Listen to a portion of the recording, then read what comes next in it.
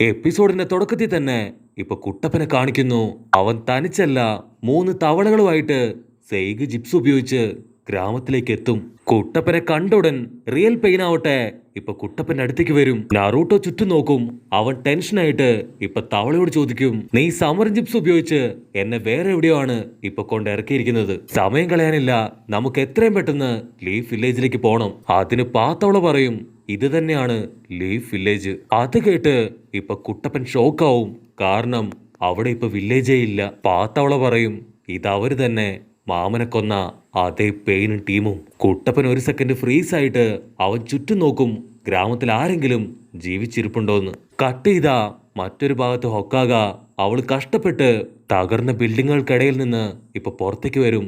അൻപു black ops ചോദിക്കും, ഹൊക്കാഗ കുഴപ്പമൊന്നുമില്ലല്ലോ, നിങ്ങൾ ഓക്കെ അല്ലേ? ഹൊക്കാഗ ചുറ്റും നോക്കും.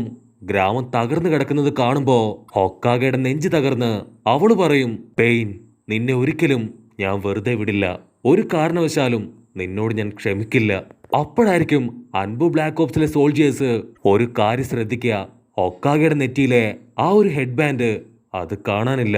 അതായത് അവളുടെ പവർ മുഴുവൻ അത് കക്ഷുകയ്ക്ക് കൊടുത്തു. കക്ഷുക ആ ഒരു പവർ ഉപയോഗിച്ച് ഒരുപാട് ജനങ്ങളെ ഇപ്പൊ ഹീൽ ചെയ്തു കഴിഞ്ഞു. ഇപ്പൊ ഹൊക്കാഗ അവൾക്ക് പവർ ഇല്ലാത്ത വെറും സാധാരണക്കാരിയായ ഒരു പെണ്ണ് മാത്രമാണ്.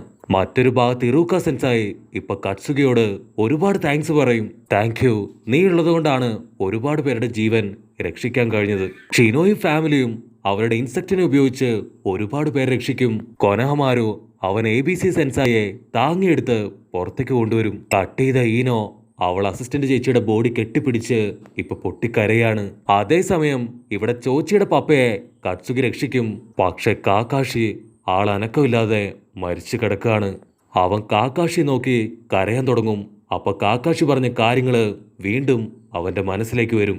ഇപ്പൊ നിന്റെ സമയം അത് കരഞ്ഞു കളയാനുള്ളതല്ല, എത്രയും പെട്ടെന്ന് പെയിനിനെ കുറിച്ചുള്ള ഇൻഫർമേഷൻ അത് ഹൊക്കാഗെ അറിയിക്കണം. ചോച്ചി പറയും, മാസ്റ്റർ, നിങ്ങൾ അവസാനമായിട്ട് തന്ന മിഷനും ഞാൻ കംപ്ലീറ്റ് ചെയ്തെന്ന് പറഞ്ഞ് അവൻ അലറിക്കരയും. അപ്പൊ ലോങ് ഷോട്ടിലായിട്ട് കിബ അവന്റെ ഡോഗുമായിട്ട് പുറത്തേക്ക് വരും. ഹിനട്ടക്കുട്ടപ്പി അവളും സേഫാണ്. പക്ഷെ അവള് പേടിച്ച് വരച്ച് ഒന്ന് സംസാരിക്കാൻ പോലും കഴിയാതെ അങ്ങനെ ഒരു മൂലക്കിരിക്കും. അപ്പൊ ഒരു നിഞ്ച അവളുടെ അടുത്തേക്ക് വരും. നിനക്ക് കുഴപ്പമൊന്നുമില്ലല്ലോ, ഓക്കെ അല്ലേ? അവൾ ഓക്കെ ആണെന്ന് പറഞ്ഞ് ഇപ്പൊ അവനെ നോക്കും. പക്ഷെ അവന്റെ കയ്യില് വലിയൊരു മുറിവുണ്ടായി, രക്തം പുറത്തേക്ക് പോയിക്കൊണ്ടേയിരിക്കുകയാണ്. അവൾ ഉടനെ ബാൻഡേജ് ഒക്കെ വെച്ച് അവന്റെ മുറിവ് അത് വെച്ച് കെട്ടും.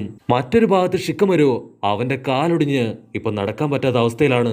അത് കണ്ട് അവന്റെ പപ്പ ഇപ്പൊ അവന്റെ തൊട്ടടുത്തേക്ക് വരും. ഡോക്ടർ പെണ്ണാണെങ്കില് ഷിക്കമരുവെ കണ്ട് കരയാണ്. അവള് പറയും, എന്നെ സേവ് ചെയ്യാൻ ശ്രമിച്ചപ്പോഴാണ് അവന്റെ കാൽ ഒടിഞ്ഞു പോയത്. അതിനവൻ പറയും, എനിക്കിപ്പോ കുഴപ്പമൊന്നുമില്ല, എനിക്ക് എന്റെ ജീവൻ നഷ്ടപ്പെട്ടില്ലല്ലോ. അക്കാസ്കി ടീം അവരിപ്പോ എവിടെ പോയി? അവരെ കാണാനില്ല. ഇനിയും ലീഫ് വില്ലേജിൽ ജീവിച്ചിരിക്കുന്നവരെ കൊല്ലാൻ അവര് തിരികെ വരുമോ?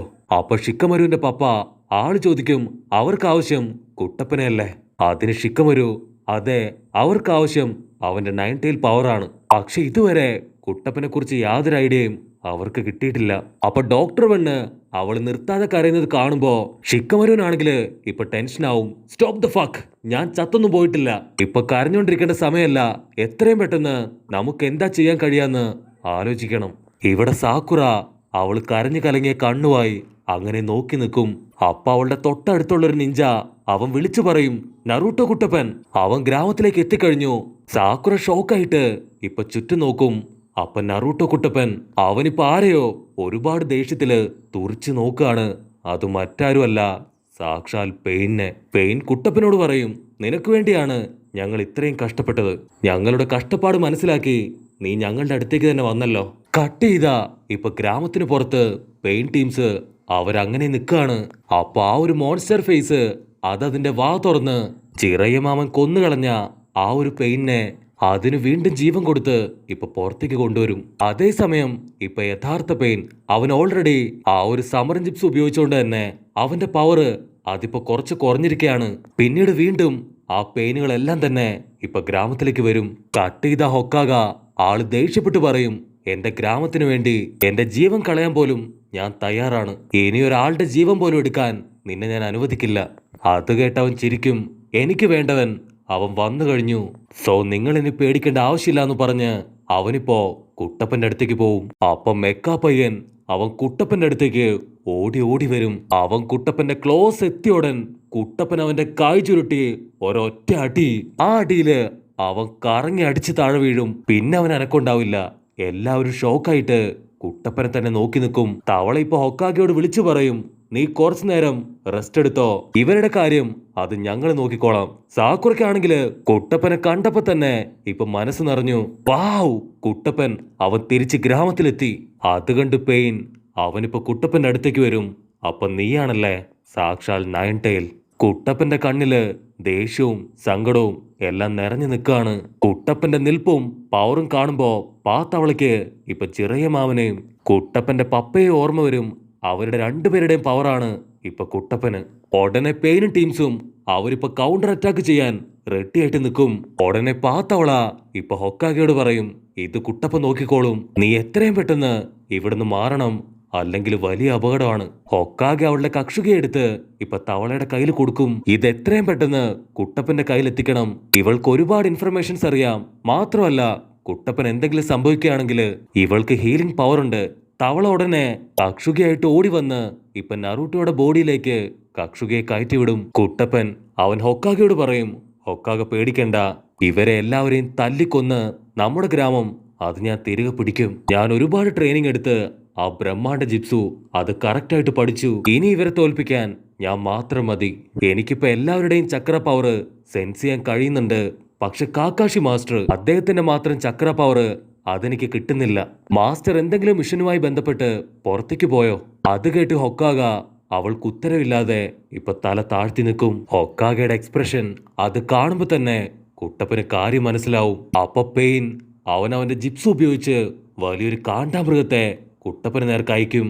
ഗാമത്തവള ഓടിപ്പോയി ഇപ്പൊ ഹൊക്കാഗയെ സാക്കുറയുടെ അടുത്ത് ഇപ്പൊ സേഫ് ആയിട്ട് നിർത്തും. സാക്കുറ ഹൊക്കാഗയുടെ കൈ പിടിച്ച് ഇത് ഞാനാണ് എന്ന് ഹൊക്കാഗയോട് പറയും.